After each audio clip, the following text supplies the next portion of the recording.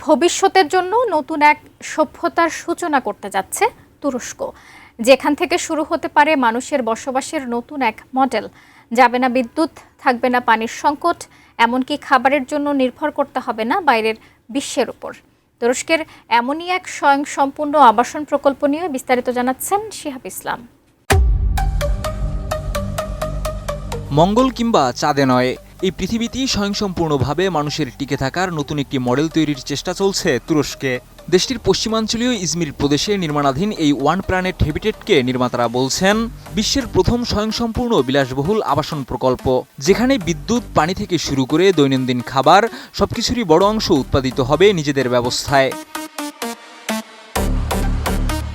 Anadolu এজেন্সির তথ্যমতে প্রকল্পটির নির্মাতা ইস্কা ইনশাতের দাবি, ৬ বছরেরও বেশি সময় ধরে শিক্ষাবিদ, প্রকৌশলী, স্থপতি ও পুষ্টিবিদদের গবেষণার পর তৈরি হয়েছে এই মডেল। তাদের ভাষায় এটি শুধু কয়েকটি নতুন বাড়ি তৈরির প্রকল্প নয়, বরং ভবিষ্যৎ প্রজন্মের জন্য নতুন ধরনের জীবন ব্যবস্থা তৈরির চেষ্টা।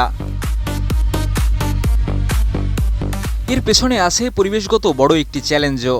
জাতিসংঘের পরিবেশ কর্মসূচি UNEP-র 2025-26 গ্লোবাল স্ট্যাটাস রিপোর্ট বলছে, বিশ্বজুড়ে কার্বন ডাই অক্সাইড নিঃসরণের প্রায় 37% সঙ্গে জড়িত ভবন ও নির্মাণ খাত। কোয়ালিটি সম্পন্ন আন্তর্জাতিক মানের steel bar CSRM, committed for better steel. সে কারণেই ইজমিরের বাড়িগুলো নির্মাণের পরিকল্পনা করা হয়েছে জার্মানির পেসিভ হাউস ইনস্টিটিউটের কঠোর পেসিভ হাউস মানদণ্ড অনুসারে।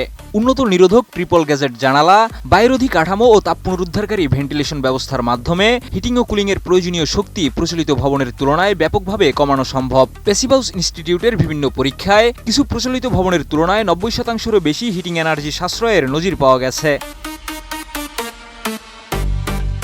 প্রতিটি ভিলার বিদ্যুৎ, পানি ও খাদ্য ব্যবস্থাপনায় নজরদারি করবে কৃত্রিম বুদ্ধিমত্তা। সৌরবিদ্যুৎ ব্যবহারের পাশাপাশি ঘরের বাতাস পরিশোধনে থাকবে উচ্চমানের HEPA ফিল্টার। তাদের দাবি, বিশেষ বায়ুরোধী কাঠামোর কারণে সাধারণ বাড়ির তুলনায় ঘরগুলো অনেক বেশি নীরব থাকবে।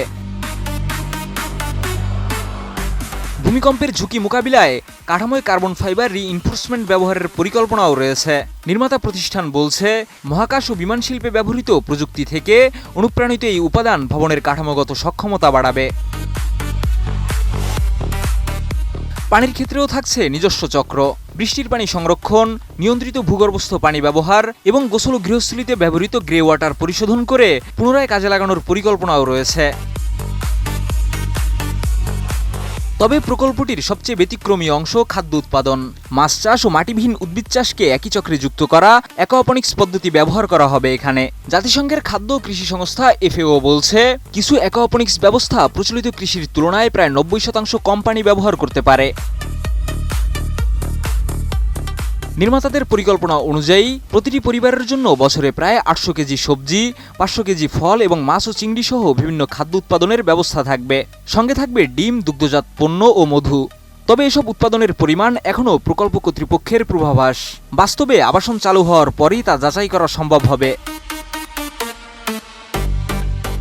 ইস্কা কনস্ট্রাকশনের স্থপতি ও সাস্টেইনেবিলিটি পরিচালক পাইজ ইয়েসিলের মতে, ভবিষ্যতে বিলাসিতার সংজ্ঞাই বদলে যাবে। বিশাল বাড়ি কিংবা দামি উপকরণের বদলে নিরবিচ্ছিন্ন বিদ্যুৎ, নিরাপদ পানি এবং নিজের প্রয়োজনীয় স্বাস্থ্যকর খাবার উৎপাদনের সক্ষমতাই হয়ে উঠতে পারে প্রকৃত বিলাসিতা। ওয়ান প্ল্যানেট হ্যাবিটেটের পরিচালনা পর্ষদের ভাষায়, মানুষ যখন চাঁদ ও মঙ্গলে স্বয়ংসম্পূর্ণ বসতি তৈরির প্রযুক্তি খুঁজছে, তখন একই প্রশ্নের উত্তর আগে পৃথিবীর জন্য খোঁজা প্রয়োজন।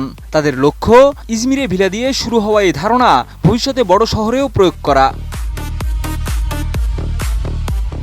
প্রকল্প কর্তৃপক্ষ জানিয়েছে, প্রতিষ্ঠানের আয়ের অংশ ভবিষ্যতে বৈজ্ঞানিক গবেষণা ও প্রকৃতি সংরক্ষণে একটি ফাউন্ডেশন দেওয়ার পরিকল্পনা রয়েছে।